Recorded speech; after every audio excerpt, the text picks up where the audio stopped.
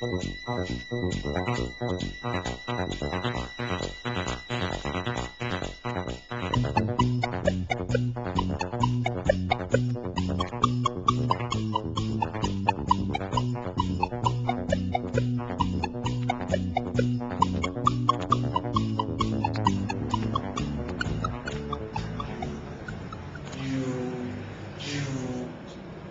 sorry, didn't see you there.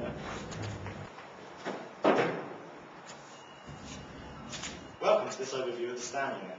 Over the next 7 weeks, this unit will help you develop an understanding of why science is so important to the media and how it is used to convey certain messages. Here's the start.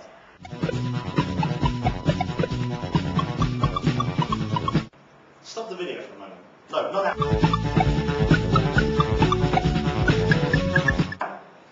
In a minute, stop the video and think about this.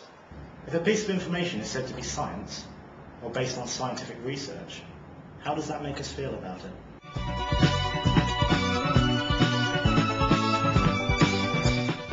If you're thinking along the right lines, you'll have come to the conclusion that it lends that information respectability and assurance of its capabilities to do the job in hand. As science is represented in the media visually, through graphs and charts and images, it suggests that scientific knowledge is more important than non-scientific knowledge, that it is an accurate reflection of the world as it really is. This makes science valuable. Let's look at an example. In the late 1800s, Edward Muybridge used photography to prove scientific insight into whether there was ever a moment where all 4 of a horse's hooves left the ground when galloping. If we pause the video now, we see that they do, and so science was proven through visual imagery. Academics, Sturgeon and Cartwright, believe this idea stems from positivism.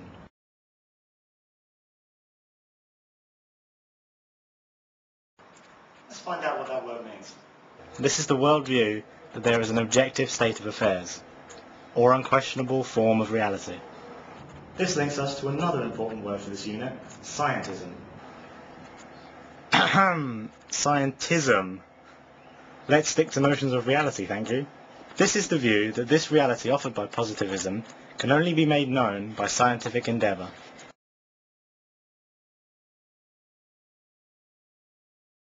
Of course, this is controversial.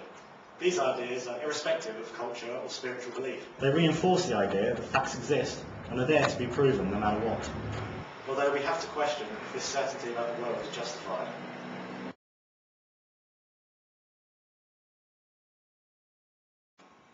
Firstly, we have to keep in mind the argument that any representation is dependent upon its context. A great example of this is the 1992 trial of the Los Angeles police officers who beat black detainee Rodney King. I should warn you that the following clip does contain some scenes of violence, but I'm not going to. It was never even close. On the very first day of deliberations, a straw vote made it clear that a majority of the jurors favored acquittal. How could that be, given the powerful evidence of the videotape? 2 jurors talked to ABC News Today by phone. Everybody's saying this videotape, but these officers have a job to do, and in doing that job, they have to be given a certain amount of reasonable, and that's what this is, reasonable force. The defense attorneys were really slick, and they undermined all the evidence that was brought forth by the prosecuting attorneys. Several jurors say they were persuaded by the defense argument that the videotape did not tell the whole story, and that Rodney King represented a threat to the officers. They didn't know what they had. You take a man that's over 230 pounds, and you put him on the ground, and 4 officers go in to put handcuffs on him, and he throws those officers off. The jurors were convinced that it was King who controlled the action, that he could have stopped the beating by surrendering.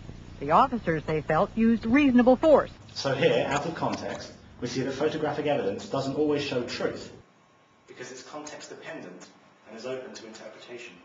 So there are conflicting views about the nature of science. This has implications for how it is portrayed and perceived in the media. Science can often be portrayed quite positively as the voice of authority, offering something beneficial to our lives.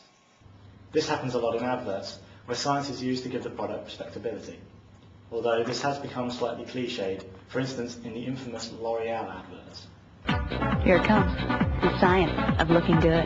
L'Oreal LV Revitalizing Shampoo has twice the vitamins. Provitamin B5 penetrates the hair, helping to strengthen it from root to tip. As silly as it is, it's a great example of positive representation of science. However, the media is quite set in its ways, and the science is often shown as hard truth, not allowing for any challenges to the authority of the discipline or its findings. On the flip side, science can also be shown as quite dangerous.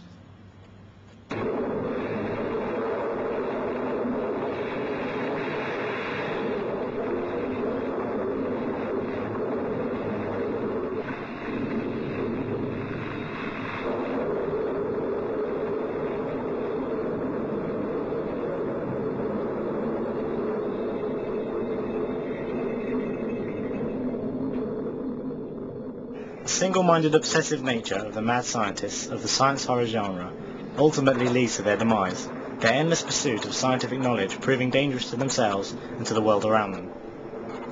It's alive! It's alive! It's alive! It's alive! In the name of God! Now I know what it feels like to be God! So now we know a bit about the subject, let's look forward to what we can expect in the future.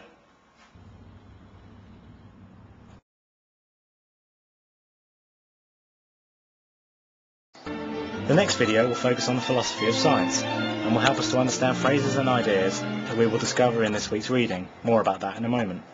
The connection between philosophy and the mathematical sciences has always been very close. Plato had written over the door of his academy the words, "Let no one enter here who is ignorant of geometry." It was Aristotle who codified the basic sciences into the categories and gave them the names that we use to this day. Then we'll look at the representation of science in documentary television, which has been the most traditional mode of engaging with serious science for most audiences. Future that scientists believe will transform the notion of what it is to be human. By conducting some of the most controversial experiments, scientists are unlocking the secrets of the human brain, moving us towards the moment when it will be possible to store our minds in machines. Then we will return to Frankenstein and explore cinematic representations of science.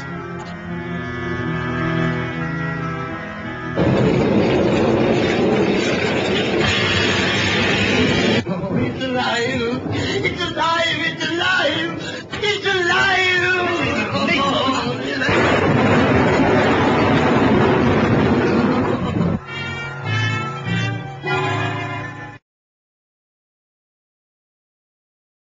Finally, we will look at representations in the 21st century, concluding our video sessions with a look at new media, particularly the internet.